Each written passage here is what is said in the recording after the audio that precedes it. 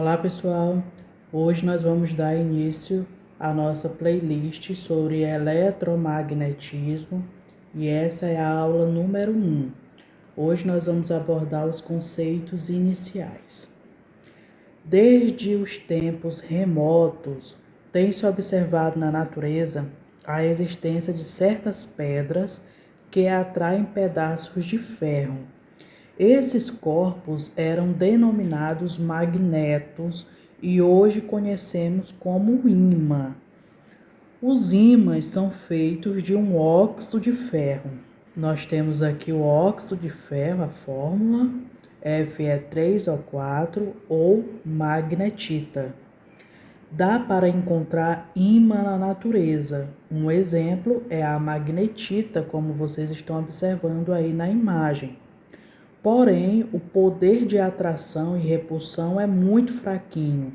Aí nós chamamos de ímãs naturais. Os ímãs que nós compramos, eles são bem mais fortes. Eles são ímãs artificiais e são feitos de ligas metálicas. Essas ligas metálicas contêm o ferro, o níquel e o cobalto. Para produzir esses ímãs, precisa-se de uma magnetizadora. A liga metálica ela é colocada dentro de um eletroímã, que é o eletromagnetizador. O material a ser transformado em ímã, no início, ele está com os átomos todos desorganizados. Depois que são colocados numa magnetizadora, os átomos vão se organizar e vão se transformar em um ímã. Colocando-se esse ímã artificial que foi magnetizado num eletroímã ou numa magnetizadora, colocando ele junto com a limalha de ferro, que nada mais é do que o pó do ferro, observa-se o campo magnético, que é esse campo que vocês estão visualizando dessas duas imagens. Provavelmente você já manuseou um ímã, né? Já brincou com um ímã. E você pôde observar que ele atrai alguns materiais, como o exemplo é o ferro. As regiões de um ímã em que as ações magnéticas são mais intensas, nós chamamos de polos magnéticos. Em geral, um ímã tem 2 polos, mas podemos produzir ímãs com vários polos magnéticos. Os polos dos ímãs em forma de barra, por exemplo, se localizam mais comumente nas extremidades. A relação do ímã com o ferro, um exemplo aí são os clipes de papel. À medida que o ímã atrai os clipes de ferro, esses clipes funcionam como um ímã, desde que eles estejam unidos ao ímã artificial. Nós chamamos agora esses clipes de ímãs temporários. Esse outro ímã maior, artificial, ele é um ímã permanente.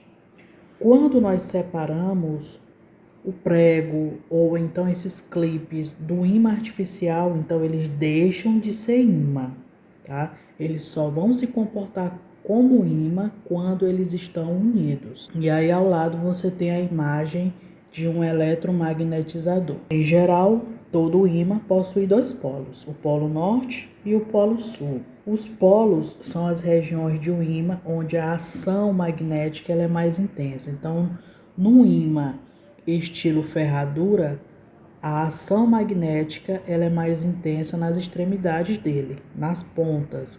Num ímã em forma de barra, o efeito eletromagnético é mais intenso nas extremidades. Lembrando que numa magnetizadora nós podemos construir ímãs com mais de 2 polos. Quando um desses ímãs é suspenso pelo seu centro de gravidade, como acontece aqui com a agulha magnética, quando você suspende ela pelo centro de gravidade, ela se alinha aproximadamente na direção norte-sul geográfica. Polo sul, o ímã, o lado sul, aponta para o polo norte geográfico. O polo norte do ímã, o lado norte, aponta para o lado sul geográfico. Salientamos ainda que, na verdade, os polos geográficos e os polos magnéticos da Terra não estão exatamente no mesmo local. Foi por isso que dissemos que a bússola geográfica, a bússola, indica aproximadamente a direção norte e sul geográfica, indica aproximadamente. De acordo com a atração e repulsão, os polos magnéticos de mesmo nome se repelem. Sul e sul, mesmo nome. Então ocorre o que? Repulsão. Norte e norte, mesmo nome, repulsão. Polos magnéticos de nomes diferentes se atraem. Polo sul, polo norte. Ocorre a atração. Polo norte, polo sul. Nomes diferentes se atraem. No princípio da inseparabilidade, é impossível separar os polos magnéticos de um ímã. Isso significa que é impossível obter um pedaço que tenha só o polo norte ou só o polo sul.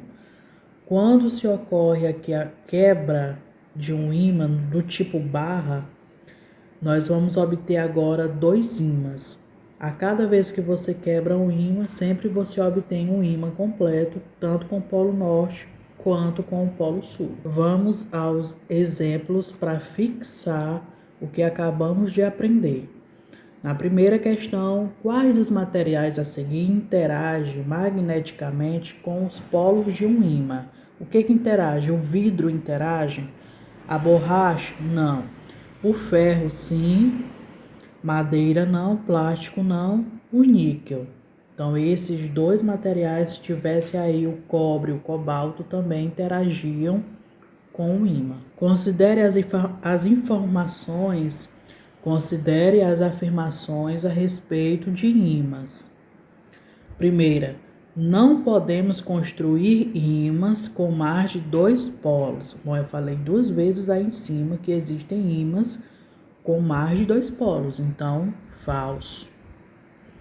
2. Polos magnéticos de mesmo nome se repelem. Polos magnéticos de nomes diferentes se atraem. Exatamente, acabamos de falar no princípio da atração e da repulsão. Polos magnéticos de mesmo nome se repelem, de nomes diferentes se atraem. 3. Quando se quebra ao meio um ímã, obtém-se dois novos ímãs. Correto. Cada um com um polo magnético. Não. Cada ímã possuindo os dois polos, não apenas um, como diz aí a afirmação.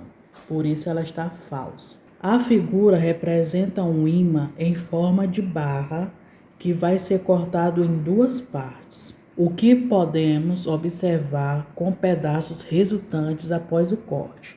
Então nós temos um ímã em forma de barra e aí foi feito dois cortes, o corte A e o corte B. O que vai acontecer se ele for cortado no segmento A? Nesse segmento A, como vocês podem observar, nós vamos ter isso aqui, ó. Nós vamos ter duas barras, elas foram separadas aqui pelo corte na horizontal. Então aqui nós vamos ter polo norte e sul. Elas foram separadas aqui no meio na horizontal. O que nós vamos observar agora com esses dois ímãs é que eles vão se repelir. O norte repele o norte, o sul repele o sul. Então, aqui vai ocorrer uma repulsão. No fragmento B, eles foram cortados bem no meio, né? Nós temos isso aqui, ó. Eles foram separados, um ímã ao meio. Nós não temos de um lado só o norte ou só o sul. O que nós vamos ter é norte e sul, norte e sul. O que vai acontecer aqui? O sul, ele atrai o norte. Então, nós temos aqui no corte B a atração. Quarta questão. Um ímã em forma de barra foi dividido em 4 partes. Então, nós temos na letra A, ele foi quebrado em 4, na letra B, ele foi quebrado em 2. Aqui é para você classificar, ó. Na parte A ele foi quebrado aqui, depois foi quebrado mais aqui pelas extremidades, né? Obtendo agora 4 pedaços. Aí ele quer saber, se aqui já era norte, continua norte, esse lado A só pode ser o lado sul. Continua do mesmo jeito. Norte, né? O sul atrai o norte e aqui sul. E aí você faz na sequência com os demais. Norte. Na letra B, ele pegou 2 fragmentos, né? O norte com o A e o D com o E. É esses dois aqui. Aí eu já sei que o N é o norte, o A é sul, o D é norte, o E é sul. Se aproximarmos esses 2 fragmentos, a força será de atração ou de repulsão? Aí vocês estão observando, né? Entre A e D, se são nomes diferentes, ó, sul e norte, ocorre a atração. O ímã, norte e sul, é aproximado de outro, A e T, e houve repulsão. Se houve repulsão do norte e sul com o AT, então é porque aqui é sul, aqui também é sul. Se o lado A é sul, então é o polo norte. Quebra-se esse ímã AT ao meio e faz-se 4 experiências. Então aqui ele foi quebrado ao meio. Então nessa extremidade continua sendo sul e essa norte. Essa extremidade continua sendo norte e essa agora que se formou será o lado sul. Então eu peguei esse fragmento aqui onde está o A e trouxe para cá, para baixo, ó, no número 1. Eu tenho um ímã normal, norte e sul, que é esse de cima, e esse lado A, como ele foi quebrado, né? Então essa extremidade mais para cá é o lado sul e essa aqui é o norte. O que vai acontecer aqui? Aqui eu tenho sul e aqui é sul. Ocorre repulsão. E se você virar, é como se eu pegasse agora, ele estava numa posição e eu virei. Então esse lado aqui, que é esse retinho, é o sul e esse que foi quebrado passa a ser o norte. Então o que vai acontecer agora? Sul e norte, a atração. Olha o T, o fragmento T que foi quebrado, essa parte aqui, na extremidade é o norte e aqui é o sul. Sul com sul ocorre repulsão. E eu virando agora, o lado quebrado agora tá para cá. Então esse aqui é o lado norte e esse é o sul. Sul e norte ocorre a atração. Há 3 barras, a barra AB, a barra CD e a barra EF. Idênticas, né, aparentemente. Experimentalmente, constata-se que a primeira constatação, que a barra A atrai a barra D, a extremidade D. Muito bem, atração. Outra constatação, que a extremidade A atrai também a extremidade C. E a terceira constatação é que a D repele a E. Dentre D e E ocorre repulsão. Bom, o que nós podemos considerar que se ocorrer uma repulsão é porque essa barra trata-se de um ímã e essa também trata-se de um ímã e D e E, independente qual é o polo, mas são polos iguais. Ou são 2 polos nortes ou são 2 polos sul. Então CD é um ímã, EF é um ímã. E também precisamos lembrar que os ímãs atraem o ferro, né? Independente qual é a polarização que esteja mais próxima dele. Então essa barra AD, ela não é um ímã, é apenas um pedaço de ferro que se sentiu atraída pelo ímã CD, que é o que está mais próximo da barra AB. Então a resposta aqui é a letra C. A barra AB é ferro e as 2 barras CD e EF são ímãs. Um pedaço de ferro ele é posto nas extremidades de um ímã, conforme esse esquema aí. Qual é a única afirmação correta em relação à situação em apreço? Segundo a terceira lei de Newton, que é a lei da ação e da atração, quando um corpo ele exerce uma força sobre outro corpo, surge entre eles uma força de reação, que tem o mesmo módulo, a mesma direção, só que o sentido é oposto. Então, do mesmo jeito que o ímã atrai o ferro atrai o ímã. A força entre eles é igual. Então, a resposta correta seria a letra E.